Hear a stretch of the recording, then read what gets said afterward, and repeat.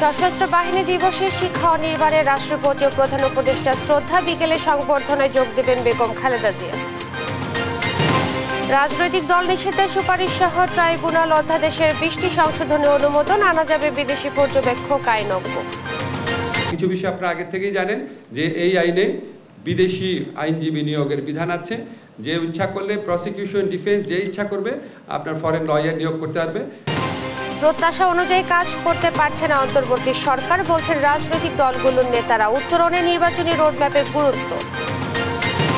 বিমান যেন আত্মীয় পুনর্বাসন কেন্দ্র, আদালতের আদেশ এড়িয়ে সক্রিয় পতিত স্বৈরাচারের সিন্ডিকেট, প্রয়োজন হয় না যোগ্যতা। রাজধানীর রায়ের বাজারে পরিত্যক্ত সিনেমা হলের ভেতরে অবৈধ ছাপাখানা, পাঠ্য বই সহ বিপুল পরিমাণ নকল বই জব্দ, 5 শ্রমিক আটক। বগুড়ার বাজারে আলুর দাম চড়া, কৃষক বঞ্চিত হলেও ভোক্তারা গুনছেন 3 গুণ বেশি। ধানের দাম না পাওয়ায় হতাশ রাজশাহীর চাষিরা। এবং ইসরায়েলি হামলায় গাজায় আরও 88 বেসামরিক ফিলিস্তিনি নিহত, নিরাপত্তা পরিষদের যুদ্ধবিরতি প্রস্তাবে আবারও যুক্তরাষ্ট্রের ভেটো। দেখছিলেন সংবাদ শিরোনাম, সঙ্গে আছি আমি ইশরাত জাহান মনি। এবারে বিস্তারিত। সশস্ত্র বাহিনী দিবসে শিক্ষা অনির্বাণে শ্রদ্ধা নিবেদন করেছেন রাষ্ট্রপতি মোহাম্মদ শাহাবুদ্দিন ও প্রধান উপদেষ্টা ডক্টর মোহাম্মদ ইউনুস। সকালে ঢাকা সেনানিবাসে স্বাধীনতা যুদ্ধে আত্মদানকারী সশস্ত্র বাহিনী সদস্যদের স্মৃতির প্রতি শ্রদ্ধা জানিয়ে শিক্ষা অনির্বাণে আলাদাভাবে পুষ্পস্তবক অর্পণ করেন তারা। এ সময় সেখানে কিছুক্ষণ নীরবে দাঁড়িয়ে থাকেন তারা। এছাড়া সেনাবাহিনী প্রধান জেনারেল ওয়াকারুজ্জামান, নৌবাহিনী প্রধান এডমিরাল মোহাম্মদ নাজমুল হাসান ও বিমান বাহিনী প্রধান air chief marshal Hasan Mahmud Khan শ্রদ্ধা নিবেদন করেন। পরে রাষ্ট্রপতির সঙ্গে শুভেচ্ছা বিনিময় করবেন 3 বাহিনী প্রধান। এদিকে বিকেলে সেনাকুঞ্জে আয়োজিত সংবর্ধনা অনুষ্ঠানে বিএনপি চেয়ারপারসন বেগম খালেদা জিয়ার অংশ নেওয়ার কথা রয়েছে।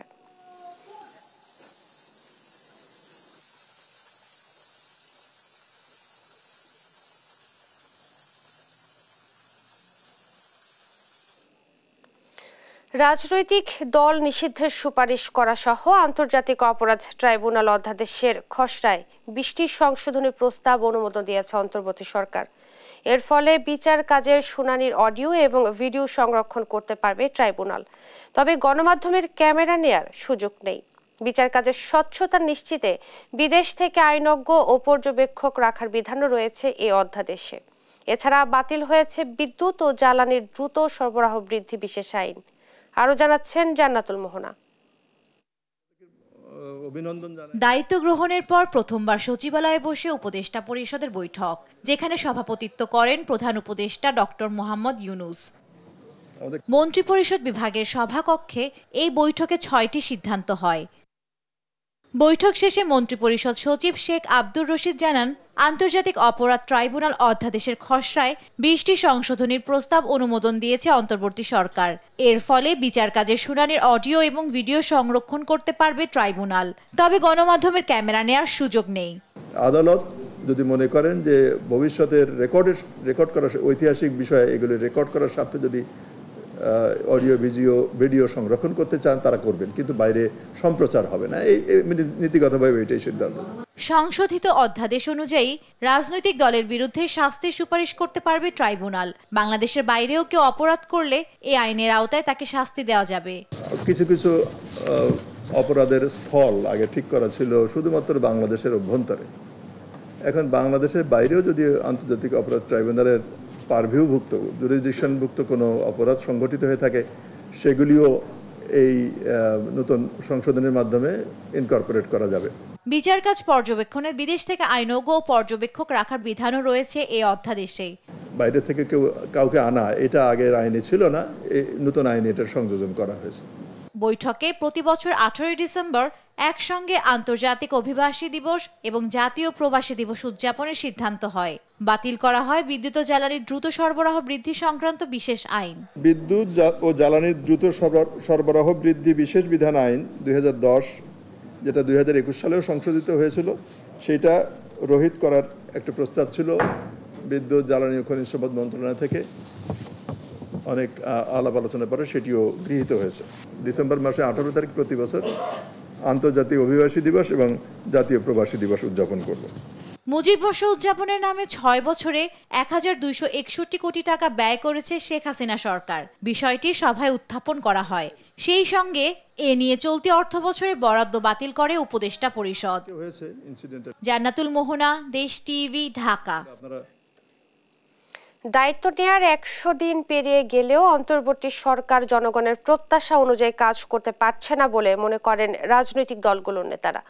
তাদের দাবি, অর্থনীতি সহ দেশের সামগ্রিক পরিস্থিতির উন্নতির জন্য প্রয়োজন নির্বাচনের রোডম্যাপ। পাশাপাশি রাষ্ট্রীয় প্রতিষ্ঠানগুলোকে করতে হবে ফ্যাসিবাদের দোষরমুক্ত। ক্ষমতা দীর্ঘায়িত না করে অন্তর্বর্তী সরকার গণতান্ত্রিক পথে হাঁটবে বলেও প্রত্যাশা নেতাদের। সাইফুল রিপনের প্রতিবেদন। ছাত্র জনতার আন্দোলনে ফ্যাসিস্ট আওয়ামী সরকারের পতনের পর গেল 8 আগস্ট শপথ গ্রহণ করে নোবেল বিজয়ী ডক্টর মোহাম্মদ ইউনূসের নেতৃত্বে অন্তর্বর্তী সরকার। শপথের পরপরই রাষ্ট্র ব্যবস্থাকে জনমুখী করতে রাষ্ট্র কাঠামো সহ বিভিন্ন খাতের সংস্কারে বেশ কিছু উদ্যোগ নেয় তারা। দায়িত্ব নেয়ার 100 দিনের কার্যক্রম তুলে ধরার পাশাপাশি আগামীর পরিকল্পনা নিয়ে জাতির উদ্দেশ্যে ভাষণ দিয়েছেন প্রধান উপদেষ্টা ডক্টর মোহাম্মদ ইউনূস। নির্বাচন নিয়ে আপনাদের সকল বক্তব্য বিনা দ্বিধায় বলতে থাকুন। তবে 100 দিন পেরিয়ে গেলেও দ্রব্যমূল্য ও আইন শৃঙ্খলা পরিস্থিতি নিয়ন্ত্রণ সহ জনজীবনে প্রভাব ফেলে এমন গুরুত্বপূর্ণ বেশ কিছু বিষয়ে দৃশ্যমান সফলতা দেখা যায়নি। সরকারের 100 দিনের কর্মকাণ্ড মূল্যায়ন করেছেন যুগপৎ আন্দোলনের অন্যতম নেতা সাইফুল হক। তার দাবি, অন্তর্বর্তী সরকারের সদিচ্ছার অভাব না থাকলেও বাধা রাজনৈতিক অভিজ্ঞতা ও সক্ষমতার ঘাটতি। সরকার তারা যে মানুষের প্রত্যাশা অনুসারে যে কাজ করতে পারছে না, তার বড় কারণ তাদের তো ওই পলিটিক্যাল অথরিটি, যেটা তাদের একটা নৈতিক অথরিটি আছে, মোরাল অথরিটি আছে, কারণ আমরা সবাই তাদেরকে সমর্থন যুগিয়ে যাচ্ছি, ছাত্র, তরুণ, রাজনৈতিক দল, সমাজের সকল অংশ। কিন্তু একটা স্টেটকে ফাংশন করানোর জন্য যে ধরনের অথরিটি, অভিজ্ঞতা, মেকানিজম দরকার, সেটা এই ধরনের একটা ব্যক্তিবর্গের সমন্বয়কে নিয়ে সেটা তাদের পক্ষে আসলে সম্ভব না। বিএনপির স্থায়ী কমিটির সদস্য সালাউদ্দিন আহমেদের মতে, ব্যাপক সংস্কারে হাত দিলেও তা বাস্তবায়ন একটি নির্বাচিত রাজনৈতিক সরকার ছাড়া সম্ভব নয়। সকল সংস্কার কার্যক্রমের জন্য হয়তো আমরা সুপারিশমালা প্রণয়ন করতে পারবো, কিন্তু বাস্তবায়ন একটা দীর্ঘ প্রক্রিয়া, যেটার জন্য একটা নির্বাচিত সরকারই লাগবে, নির্বাচিত সংসদ লাগবে। আমরা এখন যেটা দেখতে পাচ্ছি, যেহেতু এই অন্তর্বর্তীকালীন সরকার ইতিমধ্যে 3 মাস পার হয়েছে, লক্ষণ দেখে বোঝা যাচ্ছে যে গণতান্ত্রিক প্রক্রিয়ার রোডম্যাপ যদি ঘোষণা না হয়, বাজার পরিস্থিতির উন্নতি হবে না, সরবরাহ পরিস্থিতির উন্নতি হবে না, ব্যবসা বাণিজ্য এবং বিনিয়োগের পরিস্থিতির উন্নতি হবে না। সুতরাং আমরা দ্রুত একটি নির্বাচনের রোডম্যাপ ঘোষণা চাই, যার মধ্য দিয়ে জনগণ আশ্বস্ত হবে যে আমরা গণতান্ত্রিক প্রক্রিয়ায় ফেরত যেতে চাচ্ছি এবং অতি শীঘ্রই যাব।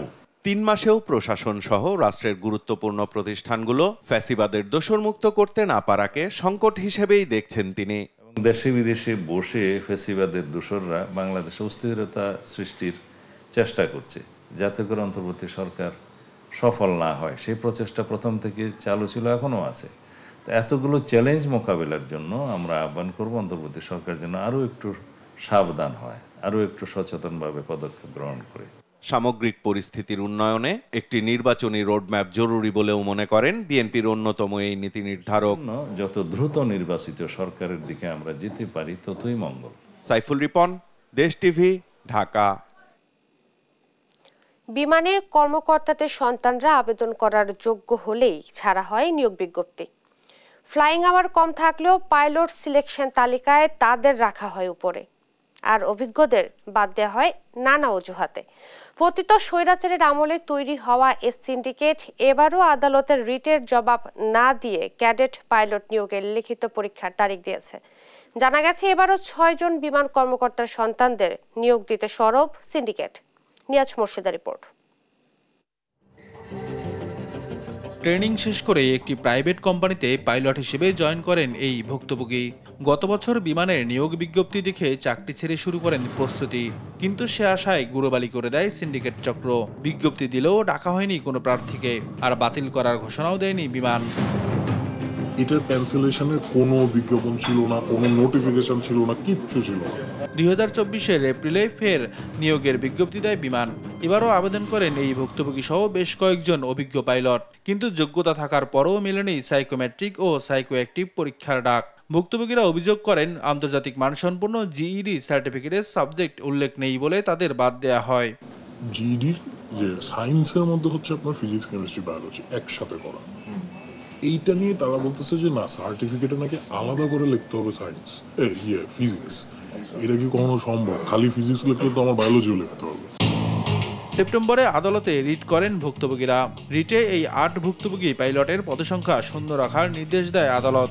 ভুক্তভোগীরা অভিযোগ করেন বিমানের পাইলটদের ছেলে মেয়ে ও আত্মীয়দের নেয়ার জন্যই এই অজুহাত আর অনিয়মের আশ্রয় নিয়েছে কর্তৃপক্ষ। সিলেক্টেড হয়ে গেল, হ্যাঁ, তার মানে কি আপনার 11টা পোস্ট ফুলফিল হয়ে গেল, আর 11টা পোস্ট যদি ফুলফিল না হয় তাহলে কি হইল?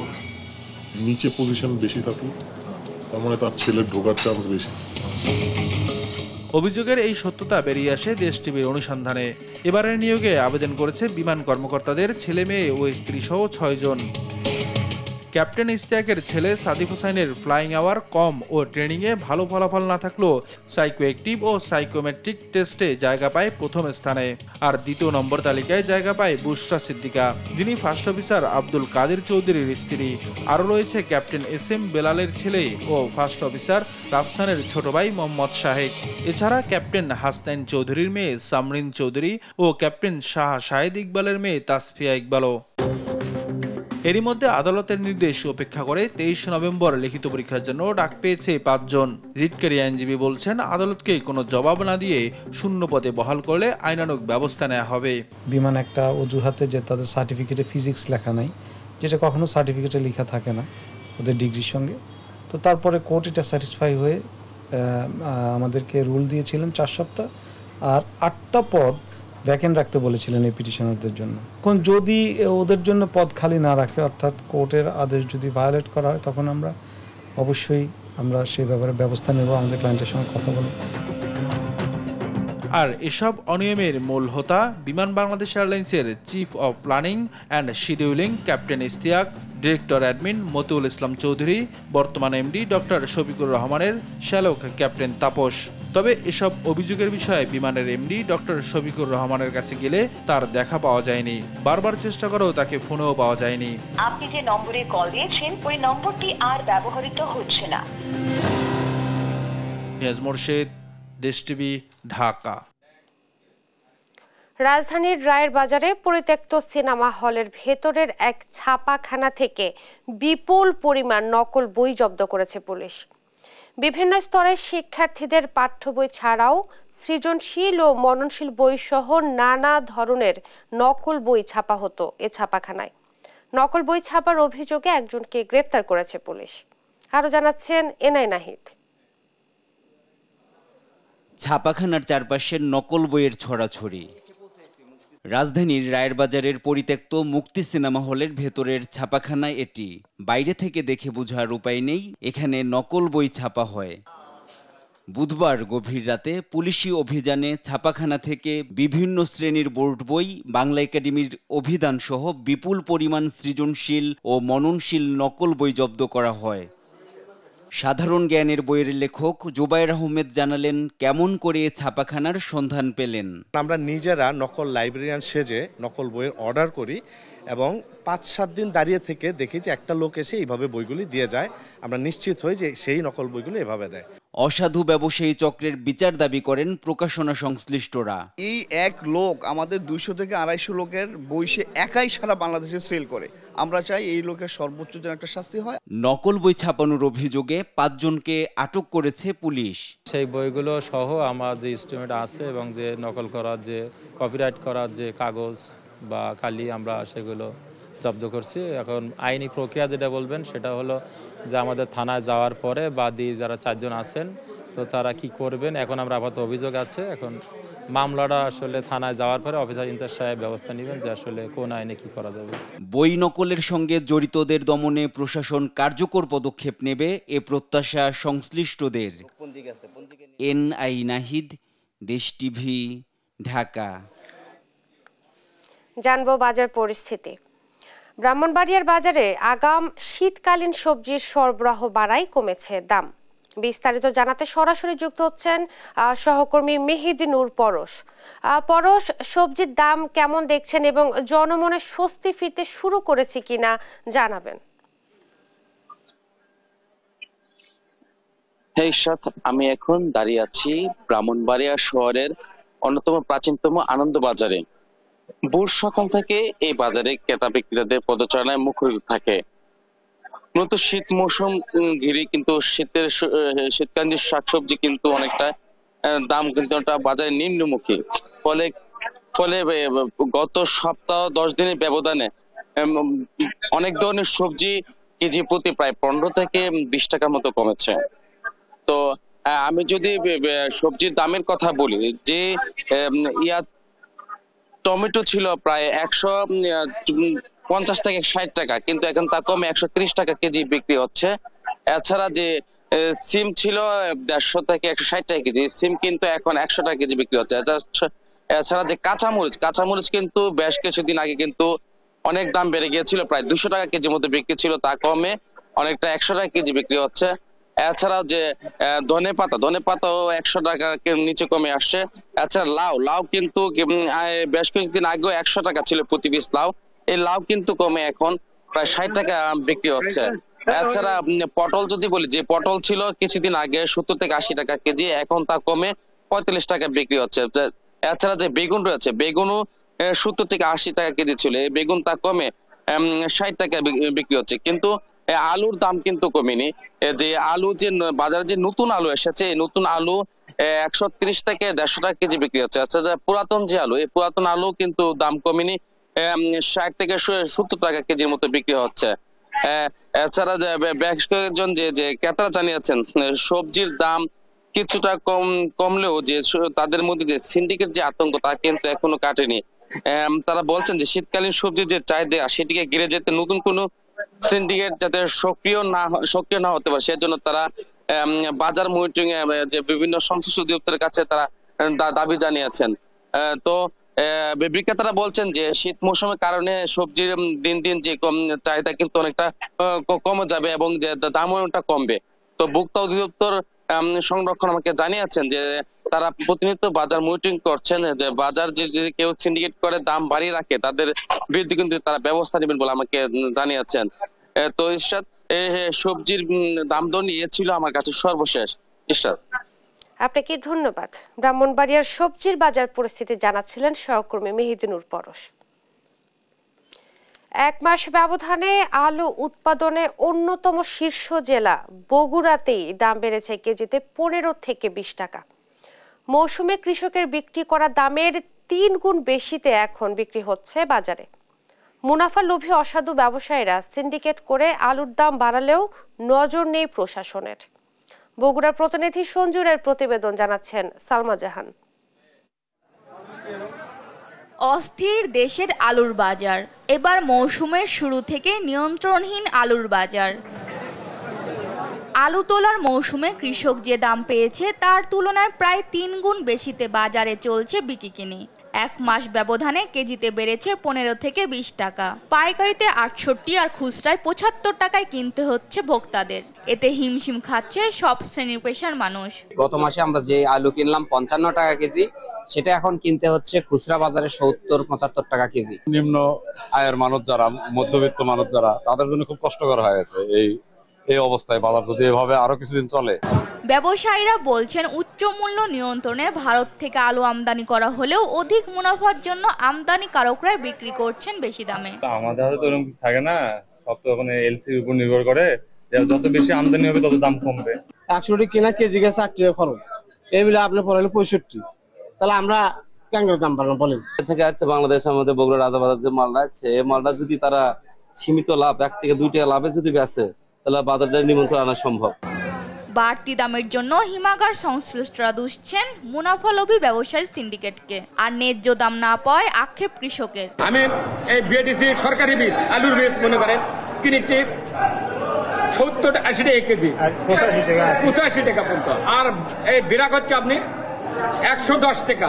অতি বর্ষার কারণে সবজি ফেল করছে, সবজি ফেল করার কারণেই আলুর উপর প্রভাব পড়ছে। মুসলিমে যারা অরিজিনাল যারা ব্যবসায়ী, তাদের তো খুব একটা আলু নাই, আলু আছে সাধারণত একজন, যার জন্য বেশনি আলাদা হচ্ছে যে আপনার হচ্ছে কম, কিনলে আলাদা হচ্ছে বেশি। সদিচ্ছা থাকলেও জনবল সংকটে নিজেরাই নাজেহাল বগুড়ার ভোক্তা অধিকার সংরক্ষণ অধিদপ্তর। এরপরও আলুর দাম নিয়ন্ত্রণে ব্যবস্থা নেওয়ার আশ্বাস কর্মকর্তাদের। ক্রয় এবং বিক্রয়ের যে পার্থক্য, এটা যদি আমরা একটা সিস্টেমেটিক চেইনের মধ্যে নিয়ে আসতে পারি, তাহলে আমার মনে হয় যে এই মুনাফার যে প্রবণতা ব্যবসায়ীদের, এটি কমে যাবে। আর আমাদের ভোক্তা অধিকারের আপনারা জানেন যে আসলে আমাদের জনবলের অনেক সংকট। কৃষকের মাঠ থেকে ভোক্তার হাত পর্যন্ত পণ্য পৌঁছাতে সরবরাহ ব্যবস্থায় সিন্ডিকেটের দৌরাত্ম্য নিয়ন্ত্রণে তাগিদ সাধারণ মানুষের। নিউজ ডেস্ক, দেশ টিভি। ধান চাষ করে কৃষকের দুর্গতির যেন শেষ নেই। উৎপাদন খরচ আর বাজার দরের ফারাকে লোকসান গুনতে হচ্ছে তাদের। প্রান্তিক পর্যায়ে ধান সংরক্ষণের ব্যবস্থা না থাকার সুযোগ নেয় মধ্যস্বত্বভোগী, যার প্রভাব চালের বাজারে। সরকারি উদ্যোগে সরাসরি কৃষকদের কাছ থেকে ধান সংগ্রহের পরামর্শ অর্থনীতিবিদদের। কাজী সাহেদের প্রতিবেদন। ধান আবাদ করে বছরের পর বছর লোকসান গুনছে প্রান্তিক চাষিরা। বর্তমান বাজার দরে লাভ তো দূরে, ওঠে না উৎপাদন খরচই। দেখে নেওয়া যাক ধান আবাদে বিঘা প্রতি একজন প্রান্তিক চাষির খরচের গড় হিসাব। ধানের বীজ থেকে চারা উৎপাদন ও রোপণ পর্যন্ত খরচ ৩,০৫০ টাকা। পরিপক্ক হওয়া পর্যন্ত নিড়ানি, সার ও কীটনাশক খরচ ৬,২৬০ টাকা। ধান কাটা ও মাড়াইয়ে খরচ ৫,৮০০ টাকা। সব মিলিয়ে বিঘা প্রতি ধান উৎপাদনে প্রান্তিক কৃষকের খরচ হয় ১৫,১১০ টাকা। আর যারা গভীর নলকূপ ছাড়া ডিজেল চালিত স্যালো মেশিনে সেচ নিয়ে থাকেন, তাদের সেচ খরচ ৫,০০০ টাকা পর্যন্ত হয়ে থাকে। এছাড়া হিসেবে ধরা হয়নি কৃষকের নিজস্ব শ্রমের মূল্য। এক বিঘা জমিতে সাধারণত ধান হয় ২০ থেকে ২৫ মণ। গড় উৎপাদন ২২ মণ ও প্রতি মণ ধানের দাম ৬৩০ টাকা ধরলে ২২ মণ ধানের মূল্য দাঁড়ায় ১৩,৮৬০ টাকা।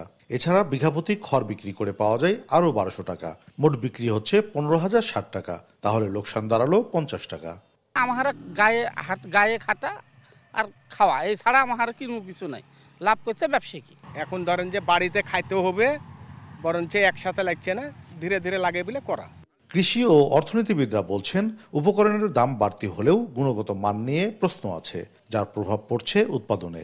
এছাড়া কৃষক ফসল ধরে রাখতে না পারার সুযোগ নিচ্ছে মধ্যস্বত্বভোগীরা।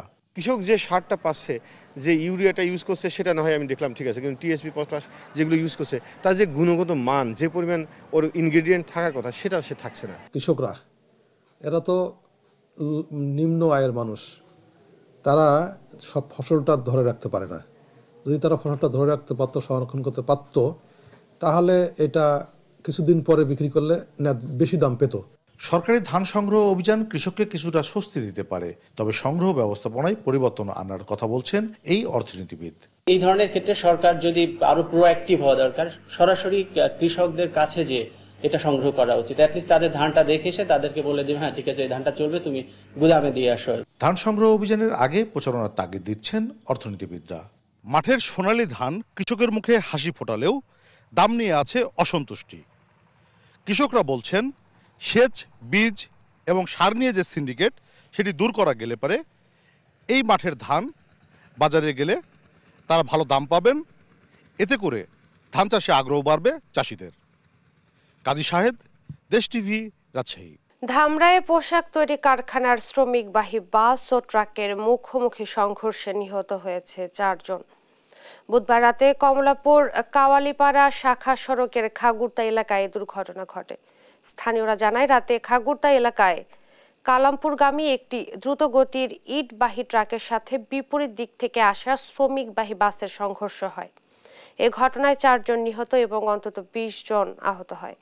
আহতদের উদ্ধার করে স্থানীয় বিভিন্ন হাসপাতালে ভর্তি করা হয়েছে। নিহতদের সবাই ধামরায়ের গ্রাফিক্স ডিজাইন নামে একটি পোশাক কারখানার শ্রমিক বলে জানিয়েছে পুলিশ।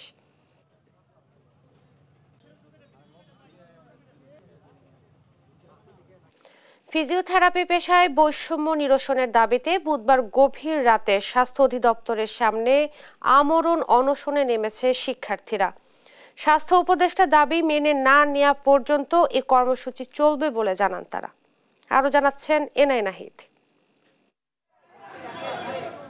বুধবার গভীর রাতে আমরণ অনশনে অজ্ঞান এক শিক্ষার্থী। চাকরি ও কলেজের দাবিতে মহাখালীতে স্বাস্থ্য অধিদপ্তরে সম্মিলিত ফিজিওথেরাপি শিক্ষার্থী পরিষদ ব্যানারে শুরু হয় এ কর্মসূচি। বাংলাদেশ কলেজ অব ফিজিওথেরাপি দ্রুত বাস্তবায়ন এবং সব সরকারি হাসপাতালে প্রথম শ্রেণী পদে নিয়োগের দাবি জানায় আমরণ অনশনকারীরা। ওনারা আমাদেরকে আজকেও আশ্বাস দিয়েছেন যে আজকে সরাসরি স্বাস্থ্য উপদেষ্টা আসবেন, ওনার মিটিং আছে, মিটিং শেষ করে উনি আসবেন, এসে উনি আমাদের সাথে একটা ডিসিশনে যাবেন। তো উনি আমাদের সাথে কোনো ডিসিশনে না বসা পর্যন্ত আমরা এখানেই থাকবো। আমরা এমন একটা সাবজেক্ট নিয়ে পড়াশোনা করেছি যে আমরা চাই সেবা প্রদান করতে, কিন্তু সেবা প্রদান করার কোনো রকম সুযোগ আমাদের করে দেওয়া হচ্ছে না। শিক্ষার্থীরা আরও জানান, স্বাস্থ্য উপদেষ্টা কার্যকর পদক্ষেপ না নেওয়া পর্যন্ত চলবে এ কর্মসূচি। আমাদেরকে সাথে বৈষম্য করা হচ্ছে। আমরা চাই আমাদের প্রাইমারি লেভেলে, টারশিয়ারি লেভেলে প্রতিটি সরকারি হাসপাতালে ফিজিওথেরাপি চিকিৎসক নিয়োগ দেওয়া হোক। আমার বাবা যদি আজকে অসুস্থ হয়ে যায়, আমি তাকে টাকা খরচ করে একটা প্রাইভেট জায়গায় আমি তাকে চিকিৎসা নেওয়াতে পারবো না, ফিজিওথেরাপি দিতে পারবো না। আমার অবশ্যই সরকারি হসপিটালে যেতে হবে, কিন্তু সেখানে কোনো ফিজিওথেরাপিস্ট নাই, আমি চিকিৎসা পাচ্ছি না। তো যতক্ষণ না পর্যন্ত স্বাস্থ্য উপদেষ্টা আমাদের কাছে এসে আমাদেরকে বলতেছেন, পজিটিভ বার্তা দিচ্ছেন, ততক্ষণ পর্যন্ত আমরা এখানে আছি। দাবি পূরণে কর্তৃপক্ষ দ্রুত পদক্ষেপ নেবে, এমনটাই আশা আন্দোলনকারীদের। এনআই নাহিদ, দেশ টিভি, ঢাকা। দীর্ঘদিন ধরে বেতন না পাওয়ায় রাষ্ট্রীয় মালিকানাধীন ন্যাশনাল টি কোম্পানির 12টি চা বাগানে শ্রমিক অসন্তোষ সৃষ্টি হয়েছে। অর্থের অভাবে দিশেহারা শ্রমিকরা পালন করছেন কর্মবিরতি, এতে ব্যাহত হচ্ছে উৎপাদন। মৌলভীবাজার থেকে সহকর্মী সালে এলাহি কুঠির তথ্যচিত্রের ডেস্ক রিপোর্ট। দেশের অন্যতম রপ্তানি পণ্য চা, অথচ এ শিল্পের সঙ্গে জড়িয়ে থাকা মানুষেরা প্রায় সময়ই কাটান মানবেতর জীবন। দিনরাত কাজ করেও বেতনের জন্য আন্দোলন করতে হয় তাদের। মজুরি না পাওয়ায় 2.5 মাসেরও বেশি সময় ধরে কঠিন সময় পার করছেন মৌলভীবাজারের ন্যাশনাল টি কোম্পানির শ্রমিকরা। কোম্পানিটির 12টি চা বাগানে কাজ করেন প্রায় 17,000 শ্রমিক। দীর্ঘ সময় ধরে বেতন বন্ধ থাকায় পরিবার পরিজন নিয়ে চলা দুঃসহ হয়ে পড়েছে তাদের। একবেলা না খেয়ে আমরা থাকতে পারি, কিন্তু সন্তানদেরকে তো না খেয়ে থাকতে দেওয়া যায় না। কোনো ডিসি ইউনিয়ন কোনো কেউ আমরা এখনো পর্যন্ত কেউ কিছু সাহায্য দিছে না। আমরা এভাবে কিভাবে চলবো? আমরা 10 সপ্তাহ কাজে নাই, কাম নাই, আমার বাচ্চা কাচার স্কুলে পড়াইতে পারি না। স্কুলে তারা মাস্টাররা তারা বার করে দিতে আসে। দ্রুত বেতন ও রেশন না দিলে বড় কর্মসূচি দেওয়ার হুঁশিয়ারি পঞ্চায়েত কমিটির। 10 সপ্তাহ ধরে যাবত আমাদের কোনো পেমেন্ট নাই, কোনো আমরা রেশন পাচ্ছি না। এখন পর্যন্ত আমাদের কোনো সমাধানে আসছে না। যদি আমাদের পেট পিঠে খানি নাই, বাচ্চা কাচ্চাকে আমরা দিতে পারছি না। এনটিসির বাগান ব্যবস্থাপনা কমিটির দুর্বল ব্যবস্থাপনায় এ সমস্যার সৃষ্টি হয়েছে। সরকারের বিভিন্ন দপ্তরে যোগাযোগ করেও কোনো সুরাহা পাওয়া যায়নি বলে অভিযোগ শ্রমিক নেতাদের। এদের বাচ্চার 3 বেলার মধ্যে 1 বেলা কোনো খাবার দিতে পারে না, এমন অবস্থা চা বাগান হয়েছে। প্রায় 400 কোটি টাকা লোন যে মিসম্যানেজমেন্টের কারণে যে বাগান আজকে অধঃপতনের কারণে গেছে, এটার দায়িত্ব শ্রমিকরা না। প্রেমনগর চা বাগানের ব্যবস্থাপক জানান, কৃষি ব্যাংকের ঋণ জটিলতায় শ্রমিকদের বেতন ভাতা পরিশোধে সমস্যা হচ্ছে। তবে ঊর্ধ্বতন কর্তৃপক্ষের সাথে আলোচনা করে সমস্যা সমাধানের চেষ্টা করা হচ্ছে। কৃষি ব্যাংকও চালানের টাকা সেটা লোন দেয়, আবার লোন করে বাগান চালায়। কৃষি ব্যাংক আসলে অকশনের মাধ্যমে কিন্তু টাকাটা সে সংগ্রহ করে, যার জন্য তারা কৃষি ব্যাংক লোন দেবে না, তারা বলছে তারা সম্ভব না। শ্রমিকদের পাওনা পরিশোধ না করলে উৎপাদনে নেতিবাচক প্রভাব পড়বে, একই সাথে ভয়াবহ লোকসানের মুখে পড়বে চা শিল্প, এমন শঙ্কা সংশ্লিষ্টদের। নিউজ ডেস্ক, দেশ টিভি। চলতি বছর চট্টগ্রামে ডেঙ্গুতে সবচেয়ে বেশি মৃত্যু হয়েছে চলতি নভেম্বর মাসে। মোট 39 মৃত্যুর 14 জনই মারা গেছেন এ মাসে। ডেঙ্গুতে মোট মৃত্যুর 49% নারী, যা সংখ্যার হিসেবে 20 জন। এছাড়া 15 জন পুরুষ এবং 4 জন শিশুর মৃত্যু হয়েছে এবছর। ডেঙ্গুতে মারা যাওয়া বেশিরভাগই হেমোরোজিক সিন্ড্রোম ও ডেঙ্গু শক সিন্ড্রোমে আক্রান্ত ছিল বলে জানিয়েছেন স্থানীয় স্বাস্থ্য বিভাগ। চট্টগ্রাম থেকে কেম নাজিমের প্রতিবেদন, জানাচ্ছেন আপন অপু। সিভিল সার্জন কার্যালয়ের তথ্য অনুযায়ী চট্টগ্রামে চলতি বছর এখন পর্যন্ত সর্বোচ্চ ডেঙ্গু সংক্রমণ হয়েছে অক্টোবর মাসে, যার সংখ্যা 1430 জন। আর চলতি বছর নভেম্বরে সবচেয়ে বেশি মৃত্যু দেখেছে বন্দরনগরীর বাসিন্দারা। 39 জনের মধ্যে নভেম্বর মাসের 18 দিনেই মৃত্যু হয়েছে 14 জনের। এছাড়া সেপ্টেম্বরে 11 আর অক্টোবরে 9 জনের মৃত্যু হয়। চট্টগ্রাম মেডিকেল কলেজ হাসপাতালের ডেঙ্গু নিয়ে কাজ করা চিকিৎসক জানান, ডেঙ্গুর নতুন ভ্যারিয়েন্টের সংক্রমণের কারণে পরিস্থিতি খারাপের দিকে যাচ্ছে। ঠেকাতে গবেষণায় তাগিদ দেন তিনি। একটা নতুন নিউ ভেরিয়েন্ট যেটা পাওয়া গেছে কসমোপলিটনস, এই ভেরিয়েন্টটার জন্য যে রোগীরা অতিরিক্ত সংখ্যা বেড়ে যাচ্ছে এবং তীব্রতা বেড়ে যাচ্ছে, এটা বলার পিছনে আমাদের আরও ভবিষ্যতে গবেষণার বিষয় আছে। পুরুষের চেয়ে নারীরা দেরিতে হাসপাতালে আসছেন বলে জানান এই চিকিৎসক। গ্রামের মহিলা হোক এবং শহরে অনেকে বাসা বাড়িতে থাকছেন, প্রথম 1-2 দিন দেখছেন যে জ্বরটা কেমন, হয়তো ভাবছেন না ডেঙ্গু হয়েছে, 3 বা 4 বা 5ম দিনে এসে হাসপাতালে আসছে খারাপ অবস্থা নিয়ে, সেক্ষেত্রে তাদের মৃত্যুর হার বেশি বেড়ে যাচ্ছে। আক্রান্ত রোগীরা একদম শেষ পর্যায়ে চিকিৎসা নিতে আসায় মৃত্যুর সংখ্যা বাড়ছে বলে জানান হাসপাতালের পরিচালক। এ পর্যন্ত যে রোগীগুলো মারা গেছে তারা কিন্তু আমাদের এখানে আসে প্রায় শেষ পর্যায়ে, লাস্ট স্টেজে। যেমন ডেঙ্গুর সাথে যাদের লাঙে যদি পানি থাকে, পেটের মধ্যে যদি পানি থাকে, তাদের প্লাটলেট কাউন্ট খুব কমে যায় অথবা প্রস্রাব দিয়ে রক্ত যায়, এই সমস্ত রোগীগুলো আমাদের এখানে যখন শেষ পর্যায়ে আসে তখন এদেরকে ম্যানেজ করা খুবই টাফ হয়ে যায়। এদিকে সিভিল সার্জন জানান, মহানগরীর পাশাপাশি বিভিন্ন উপজেলাতেও ডেঙ্গু পরিস্থিতি খারাপের দিকে। এডিস মশা নিয়ন্ত্রণে সিটি কর্পোরেশন সহ জেলার স্বাস্থ্য বিভাগের সাথে সমন্বয় করে নিয়ন্ত্রণের চেষ্টা চলছে বলেও জানান তিনি। লোহাগাড়া, বাঁশখালী, সাতকানিয়া উপজেলাগুলো আক্রান্ত হার বেশি, সেই উপজেলাগুলোতে আমরা স্বাস্থ্য শিক্ষা জোরদার করার জন্য বলেছি এবং যে রোগীগুলো পাওয়া যাচ্ছে ওদেরকে দ্রুত গতিতে রোগ নির্ণয় করে ট্রিটমেন্টের আওতা আনার জন্য আমি ওদেরকে অনুরোধ করেছি। এবছর চট্টগ্রামে ডেঙ্গু আক্রান্ত হয়েছেন 3689 জন। সরকারি, বেসরকারি ও বিভিন্ন হাসপাতালে চিকিৎসাধীন রয়েছেন 127 জন। নিউজ ডেস্ক, দেশ টিভি।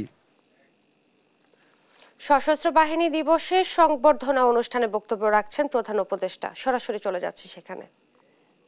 যে সুযোগ তারা আমাদেরকে দিয়েছে তার মাধ্যমে আমাদের দেশকে পৃথিবীর সামনে একটি দৃষ্টান্ত স্থাপনকারী দেশে পরিণত করতে আমরা শপথ নিয়েছি।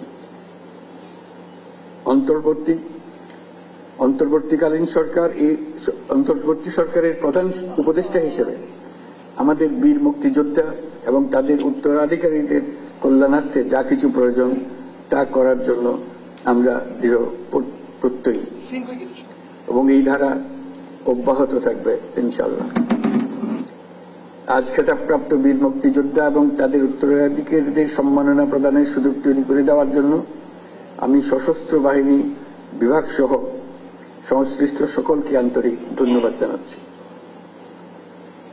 পরিশেষে আমি সকল বীর মুক্তিযোদ্ধা এবং তাদের পরিবারবর্গ সহ সমগ্র দেশবাসীর সুখ, শান্তি এবং সার্বিক মঙ্গল কামনা করে আমার বক্তব্য এখানে শেষ করছি। মহান আল্লাহ আমাদের সহায় হোক।